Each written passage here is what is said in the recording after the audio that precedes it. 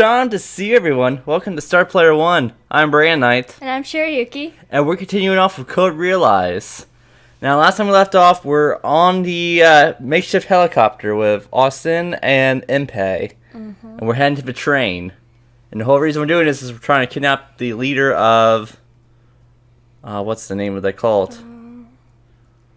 We'll go ahead, let's continue. We'll find out here in a second. Twlight. Got it. With Impei's shout, the ornithopter picks up speed. It flies through the air, cutting through the night sky at great speed. Nice! This piece of junk is doing pretty well today. I'll not have that slur used against my machines. Whatever Impei Bouquet builds is always incredibly stable.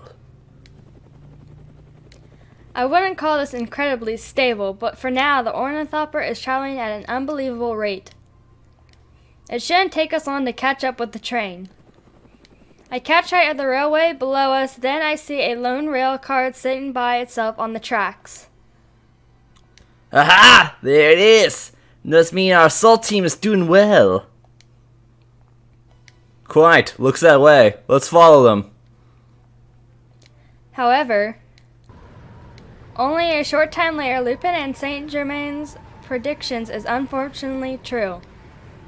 The weather suddenly takes a turn for the worse, and a forceful wind hits us.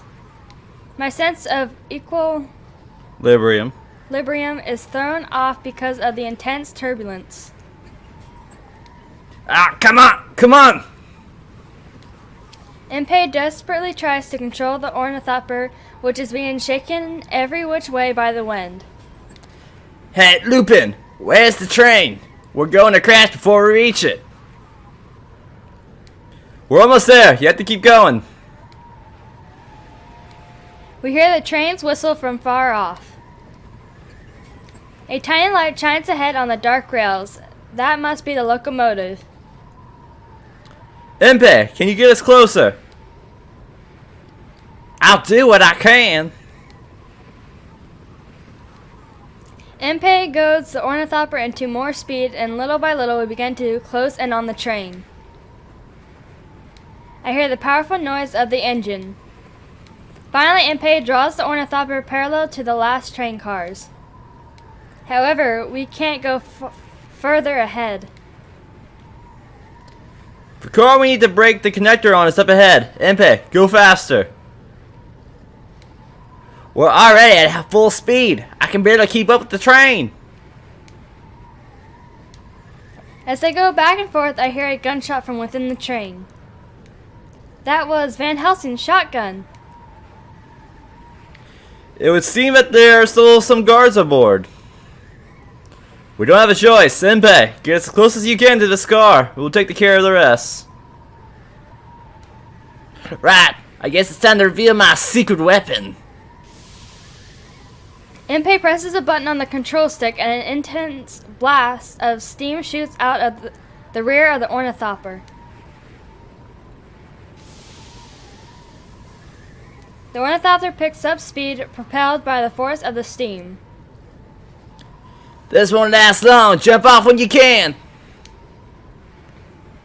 Alright, but with this win, we won't be able to count on Impei for help. Mademoiselle, you stay behind. No, I'm coming with you. You need every last bit of help you can get. The way things are going, we're already short-handed, and you trained me. I promise I'll be useful. That's a pretty speech. I won't stop you then. Come on. Right.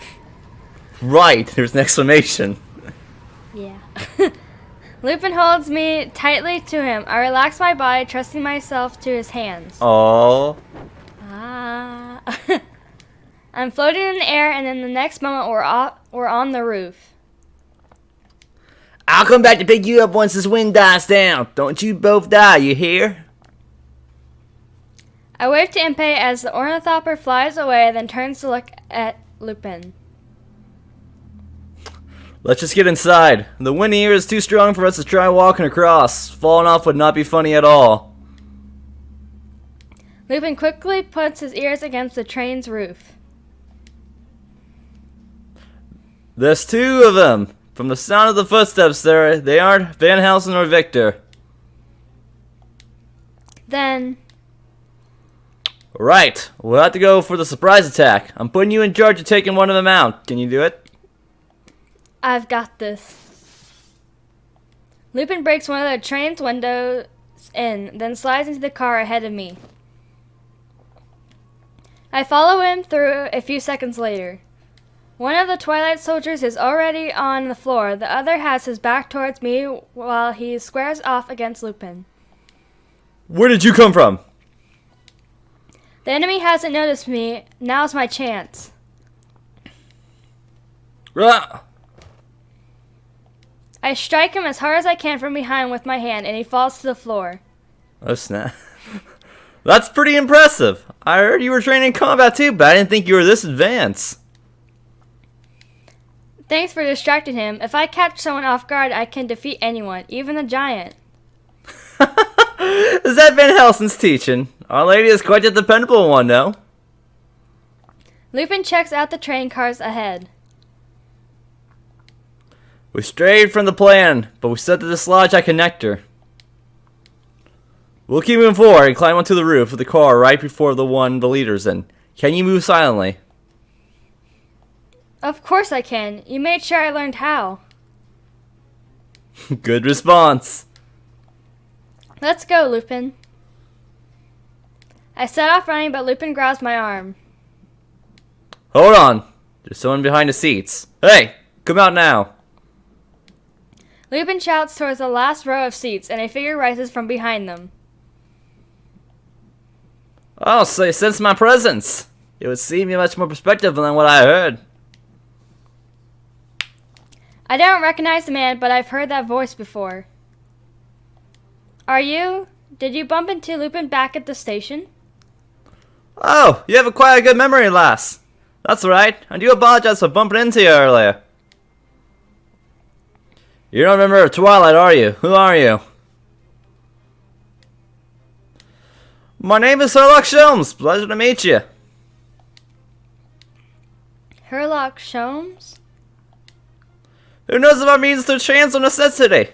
When I saw you at the station, I noticed you were suspicious. And when I overheard your conversation, lass, I was certainly surprised to learn that you were planning a bold kidnapping plot. I see, so you're eavesdropping on us. Strange, I could have sworn that I was being extremely cautious. Oh-ho! You think too highly of yourself. You think that you're the only one with a talent for subterfuge. Wouldn't you say, Monsieur Lupin? So you know who I am as well. Quite scary. Anyone with a healthily interest in criminology knows your name, Mr. Gentleman Thief. The man calling himself Sholmes looked at us as if he can see through everything. Who are you? Me? Just a lowly private detective, lass. A private detective, so you're just an ordinary civilian. Stay out of our way. We don't have time to deal with you. I wouldn't be so sure of that, laddie. It's a detective's duty to stop a crime in process if he sees one taking place, is it not? I'm terribly sorry, but you're under arrest. As he says this, he takes a fighting pose. It's nothing grandiose. He simply thrusts his left hand forward, but it makes him a completely different person. I can tell from Van Helsing's training this Sholmes is very strong. I swear your treatment won't be rough, you just surrender to me. Thanks for the warning, but sorry. We have our own situation to deal with, so... why don't you take a little nap? Lupin points his walking stick at the man, and smoke spews from the tip. In a matter of seconds, a cloud of white smoke has swallowed Sholmes. Is that Victor's anesthetic? Close enough. Lupin grins in response. Even a small whiff of this is enough to bring you to your knees. If he breathes in too much at once... I don't think so. Sholmes' hand reaches out from the cloud and Lupin jumps back just in time. When the smoke clears, Sholmes is standing there looking as calm as ever. What? How? Huh? How are you standing? That's a pretty potent drug. I heard you. I heard you tapping the ground with the stick on the station. From the sound of it, I knew you had some sort of trick built into it. At first, I thought you had a hidden blade in it, but then I thought it sounded hollow. I deduced it was most likely gas. On top of that, the great awesome Lupin is known as a gentleman thief. You probably won't carry such a lethal weapon. Thus, the gas was likely a smoke screen, or vaporous knockout gas. I've dabbled a bit in pharmaceutical sciences as well. Knowing that, it's easy to find a countermeasure to protect myself. I covered my mouth with a handkerchief soaked in a neutralizer I threw together and, voila bang. Oh, you're gone. Thank you for the valuable opinion. You gave us enough time to get away. Lupin and I were already running towards the car ahead of us. I see. You have such great insight following opportunity in any situation. However, Lupin suddenly trips and his mask falls to the ground. whoa, what's this? Lupin, there's a string around your feet. The sparkling thin string extends all the way back to Sholmes' hand. You're too self-confident, mate. That's why you didn't even realize that you're falling for such a rudimentary trap. You. When did you do all this? Why, you were fighting off the soldiers earlier. When you thought there was only guards on board, you already lost. Sholmes begins to wind the string towards him, dragging Lupin across the floor. Whoa. You. Do you think you're some sort of spider or something? Very funny. Detectives need to develop some street magician level techniques in order to catch their targets these days. Lupin! Without thinking, I pull off my glove and grab the string with my bare hand. It's no use, my lady. You're no match for my strength. I'm not using my strength. Smoke rises from the string in my hand as it melts, disappearing like a snowflake. Lupin, who has been sliding across the floor this whole time, comes to a stop. Oh, that was quite unexpected. Seems that there's more to you than meets the eye. It's none of your business. I put my glove back on and glare at him. That's unfortunate, lass. Either way, I advise you to not turn your back on me. Damn, this guy's a handful. Lupin starts whispering to me. Shirayuki, you go back to the roof and hold on against the wind. Impei will come for you eventually. Don't worry about me. I can't do that. Van Helsing and Victor are still fighting, and Sholmes here is tough.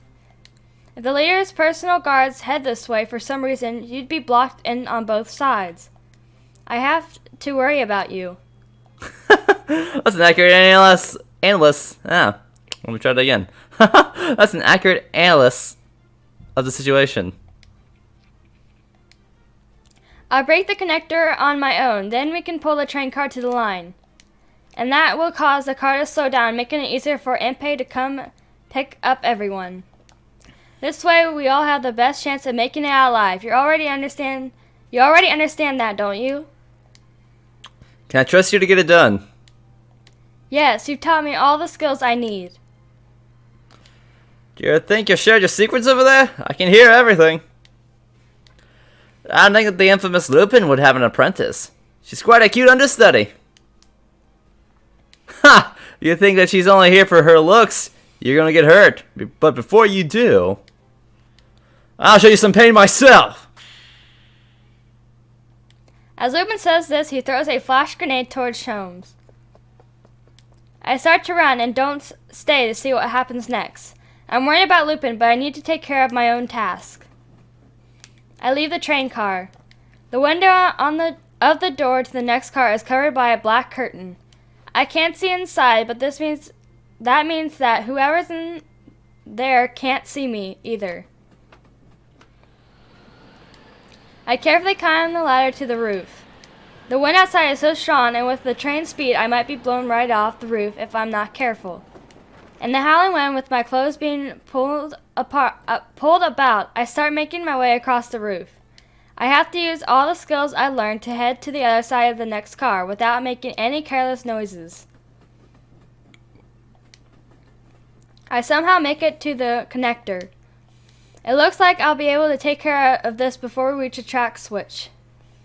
Right before I attach the device, I suddenly curiosity makes me turn around.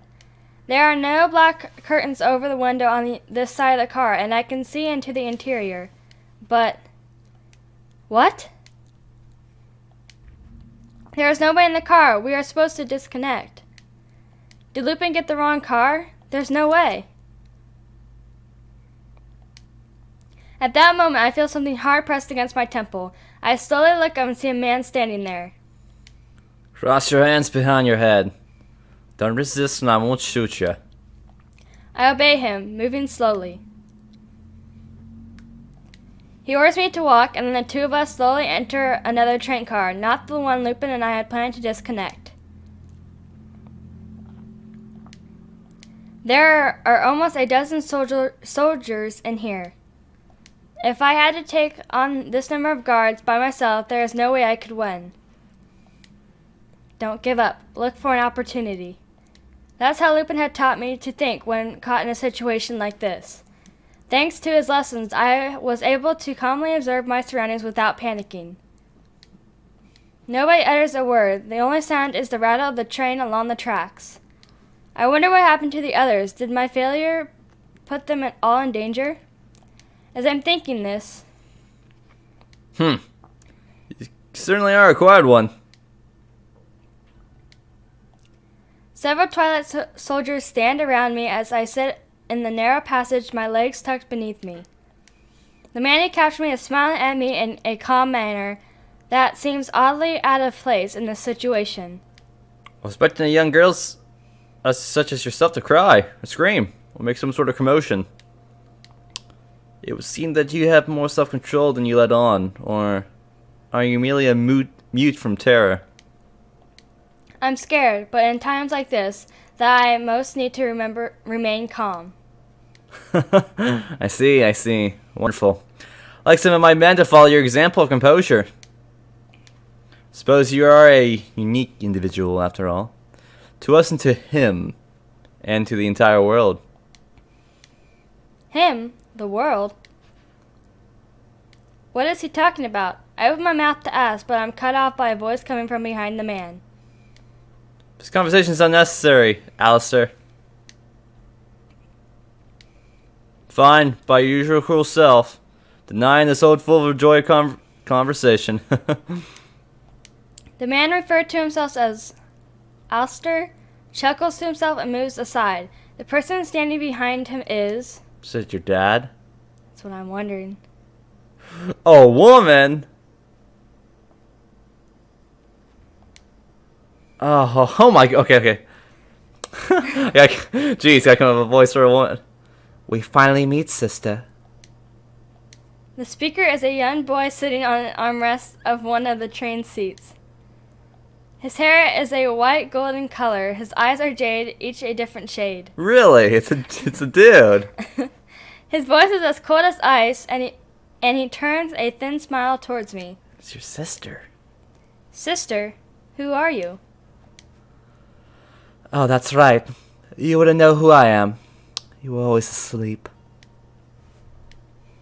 You only awoke a year ago, but you have knowledge, don't you, sister? You and I share the same father. That would make it a simple matter to figure out why I called you my sister, yes? Sister? That means we must be related by blood. And he has a connection with my father. Could it be... Are you my younger brother? The boy nods, satisfied. Yes, indeed. I am your younger brother. My name is Finis. But what's more, I am currently the leader of Twilight, and the person you have come here for. How can you be my brother? It's the truth. I am your brother. Your one and only remaining family member. I'm so surprised I forgot to breathe. I can't believe I have a brother. And that this sibling sitting right in front of me is a Twilight commander. Who could have imagined it? You and I have inherited the dreams of our father, Isaac Beckford. We inherited his dreams? I can't help but repeat what he said. Do I surprise you? Of course, anyone would react this way in discovering that the people hunting you are led by a family. What's more, you have something you want to ask me, don't you? About why Twilight wants you? About the horologium in your chest? About your memories, perhaps? Why your body is filled with poison, and what it is? And of course, whether or not it's possible to remove that poison. How did you know? How? You're quite funny. You and your crew tried to trap me, but you fell into our trap instead. I leaked the information that I would be aboard the train, knowing it would reach your ears. Just a touch of a lie regarding the amount of security that would be with me. I just wanted to meet you already, so I threw out some bait to lure you in.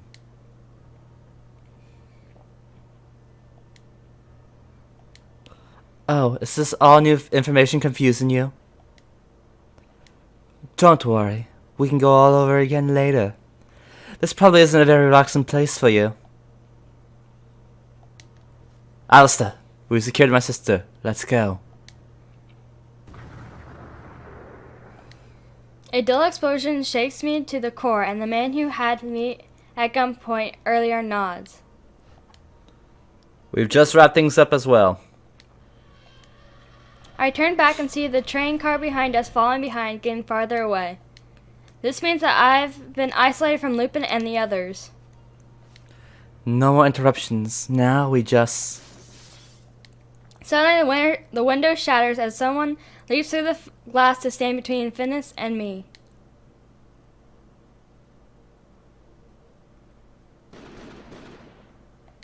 The Twilight soldiers react quickly, but faster still are a Fusillade of gunshots that take them down one after another. It seems you spoke too soon. We have an unwanted visitor, Alistair. It looks like you didn't quite finish the job. Don't be too hard on me. Most plans go awry when you're up against the human weapon. Thank you, Van.